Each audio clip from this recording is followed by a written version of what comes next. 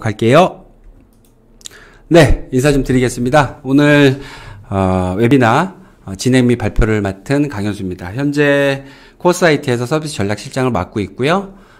1부에서는 스팀 출시 홍보 전략과 관련된 이야기를 드릴 겁니다. 지금 스팀 사이트에서 이제 실제 게임을 출시하고 VR 게임 출시하고 사실 적당한 홍보 전략이 참 없습니다. 사실은 외부 인터넷이나 자료를 서치해 보셔도 아시겠지만 특별한 내용들이 없거든요. 그래서 오늘은 지난 제가 이제 3년 동안 실제로 이제 스팀에서 출시하셨던 대표님들이나 기업체를 방문하면서 그리고 그분들하고 같이 이제 홍보 전략을 고민하면서 수집했던 자료들에 대한 얘기를 간단히 정리해서 공유드릴 예정이고요. 일단 스팀에서 내부에서 할 수 있는 홍보 전략과 외부에서 할 수 있는 홍보 전략 두 가지가 있는데, 일단 내부에서는 스팀 내 게임 노출시키기 이제 관리자 기능 사용해서 하는 방법이 있고, 그다음에 스팀 내에 유저 커뮤니티 이제 바이럴이나 인플루언서를 활용한 마케팅 방법이 있습니다. 그리고 외부에서는 게임 키 리세일러를 통한 프로모션이나 나눔 이벤트, 그리고 포탈이나 SNS 광고 이벤트 등을 통해서 이제 홍보 전략을 필 수가 있는데요. 먼저 이제 스팀 내부에서 할 수 있는 전략 7가지에 대해서 간단하게 설명을 드리면, 첫 번째로 스팀 홈페이지 메인에 게임 노출시키기, 두 번째 신작 출시 버프 받기, 세 번째 적극적으로 가격 할인하기, 네 번째 유저 피드백 평가 관리 개선하기, 다섯 번째 큐레이터 기능 활용하기, 여섯 번째 상점 페이지 꾸미기, 일곱 번째 노출 티켓 적극 활용하기. 네, 요거에 대해서 간략하게 설명을 좀 드리겠습니다. 먼저 스팀 페이지 게임 노출시키기인데요. 메인 화면에 이제 노출되는 게임들은 인기 게임 할인하기, 배그나 이런, 그리고 대형 개발사나 퍼블리셔에서 또 가격 할인을 할 때, 그리고 기대작 예약 구매 혹은 출시 안내할 때, 그리고 스팀 내부에서 간혹 주제별 테마를 정해서 또 이제 게임 노출을 또 해줍니다. 그래서 출시 초반에 이제 흐름은 신작 버프를 받고, 그 다음에 할인 판매 등으로 초반, 출시 기세를 잘 타셔야 돼요. 그리고 이제 평가 관리나 이런 부분에 좀 신경을 많이 쓰셔야 되는데, 노출량이 많으면 그 노출에 비례해서 판매량이 많아지는 또 그런 원리이기 때문에 초반 흐름을 잘 타시면 이후에 서비스 하는데 좀 큰 무리는 없으실 것 같고요. 이제 두 번째로 신작 출시 버프 받기. 신규 출시 진행 시에 이제 신작 카테고리 내에 게임이 이제 노출되고 약 한 14일간 게임 홍보가 진행이 됩니다. 그리고 가격 할인 이벤트, 그 다음에 판매량, 그리고 플러스에서 평점에 따라서 인기 순위가 이제 상승이 되는데, 이제 올라가면 올라갈수록 노출되는 횟수가 늘어날 수 있죠. 그리고 출시 방법은 이제 두 가지가 있는데, 첫 번째 얼리 액세스 방법이 있고, 두 번째 정식 출시 방법이 있고, 이 두 트랙을 다 타셔도 됩니다. 그냥 얼리 액세스 없이 그냥 정식 출시를 바로 하셔도 되는데, 대부분 얼리 액세스를 많이 하십니다. 단 게임 리뷰 및 평가 등이 지속적으로 연결되니까 고객 관리를 좀 잘 하셔야 됩니다.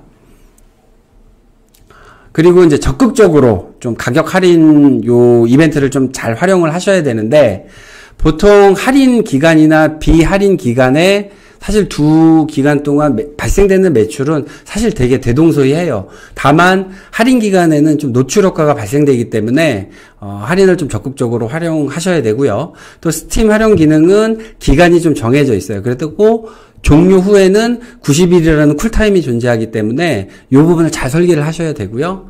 이제 세일의 종류는 크게 세 가지인데, 출시 시점에서 하는 출시 세일, 요거는 최대 14일 동안 진행이 되고, 아까도 말씀드렸듯이 2번 활용할 수가 있습니다. 그리고 시즌별로 진행되는, 시즌이라고 하면 크리스마스, 신년, 할로윈데이 등 이렇게 특정 이벤트 기간에 진행할 수 있는 세일이 있고요. 또 이제 그 개발사가 직접 이 커스터머 세일 기능을 활용할 수가 있는데, 요거는 앞에 두 가지보다 할인폭을 최대 10%에서 90%까지 적용할 수 있어서 요 커스터머 세일을 잘 전략적으로 활용하시면 됩니다.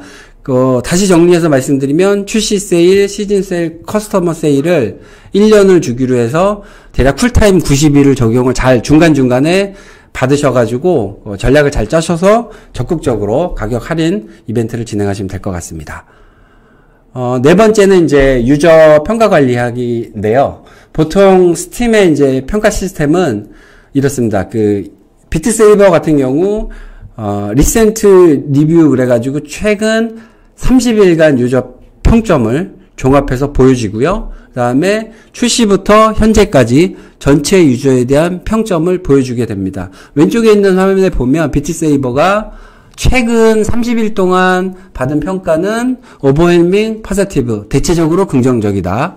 그리고 이제 현재까지, 출시일로부터 현재까지 또 overwhelming positive, 네, 아주 긍정적이다라는 평가를 받고 있네요. 그래서 유저 평가는 총 3가지인데 positive, 좋음, 믹스, 보통, 그다음에 네거티브, 나쁨 이렇게 3가지로 평가를 하게 됩니다. 그리고 평가에 따라서 구매 전환율이 최대 4배에서 10배까지 차이가 발생되니까 이 부분은 굉장히 좀 신경을 쓰셔야 되고요. 그럼 평가 관리 노하우를 그러니까 평가 관리를 어떻게 좀 잘 해야 되느냐라고 본다면 3가지 카테고리로 좀 분류를 해볼게요.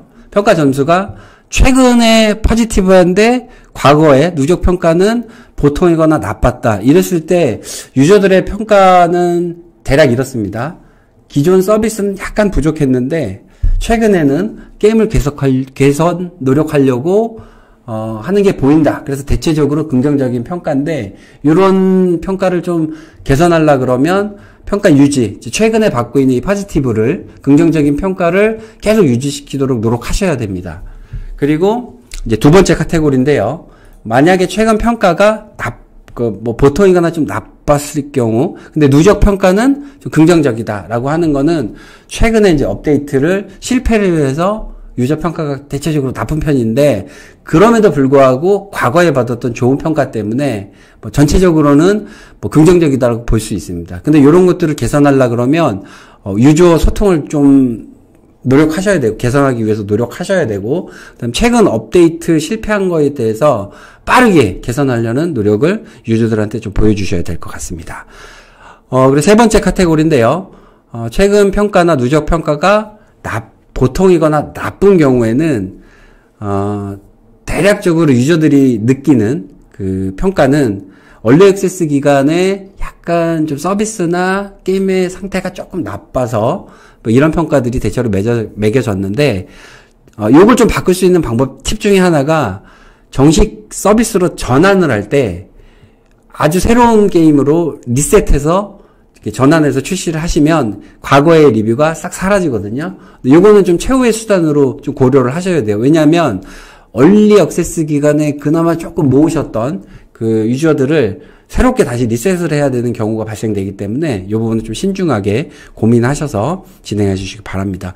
최근 평가는 누적 평가가 긍정적이다라고 하면 기존에 하셨던 대로 잘 서비스 하시면 될 것 같아요.